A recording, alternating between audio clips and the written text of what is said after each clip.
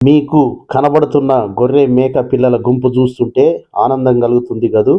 మీ భవిష్యత్తును బంగారంగా మార్చే సత్తా వీటికి ఉందనుకుంటున్నారు కదూ.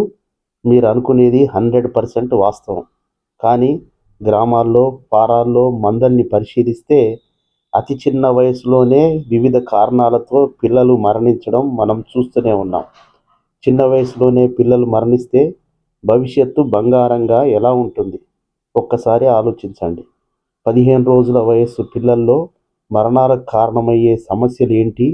వాటిని గృహ వైద్యంతో తక్కువ ఖర్చుతో ఎలా నివారించుకోవాలి అనే వివరాలు మీరు తెలుసుకోవాలంటే మిగతా వీడియో చూడండి. వెటర్నరీ విజ్ఞానం యూట్యూబ్ ఛానల్ చూస్తున్న ఉభయ తెలుగు రాష్ట్రాల గొర్రెలు మేకల పెంపకందారులందరికీ నమస్కారం. గొర్రెలు మేకల పెంపకందారులు ఫామ్ ప్రారంభించిన తర్వాత వాళ్ళకి ఎదురయ్యే ప్రధాన సమస్య గురించి ఈరోజు మాట్లాడుకుందాం. గొర్రెలు మేక పిల్లల్లో ముఖ్యంగా 15 రోజుల వయసులో మగవాట్లలో కానీ ఆడవాట్లలో కానీ కొన్ని పాలు తాగకపోవడం, ఆహారం తీసుకోకపోవడం, నీళ్ళు కూడా తాగకపోవడం అనేది తరచుగా గుర్తిస్తుంటారు. కొన్ని మేక పిల్లలు నడవలేకపోతుంటాయి, నిలబడలేకపోతుంటాయి, విరోచన బారిన పడుతుంటాయి. శరీర బరువు అనుకున్నంతగా రాకుండా, ఎదుగుదల లేకుండా ఉంటుంది. ఇటువంటి సమస్యలు ఫ్రీక్వెంట్గా రైతులు ఎదుర్కొంటారు.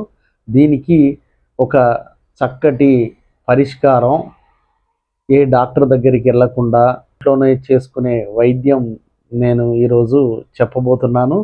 అదేంటో మీరు తెలుసుకొని ఆచరిస్తారని నేను అనుకుంటున్నాను. మన దగ్గర దొరికే వాము ఉంటుంది, పసుపు ఉంటుంది. ఈ రెండు తీసుకోవాలి. వామును ఒక 3 నుంచి 5 గ్రాములు తీసుకోవాలి. అదేవిధంగా పసుపును కూడా 3 నుంచి 5 గ్రాములు, రెండు ఈక్వల్ క్వాంటిటీస్లో తీసుకోవాలి. దానికి ఒక కప్పు నీళ్లు కలిపి సగం కప్పు వరకు మరిగించడం అనేది బెటర్. తర్వాత దాన్ని చల్లబరిచి ఉదయం సగం స్పూను, సాయంత్రం సగం స్పూను నోట్లో పోయాలి.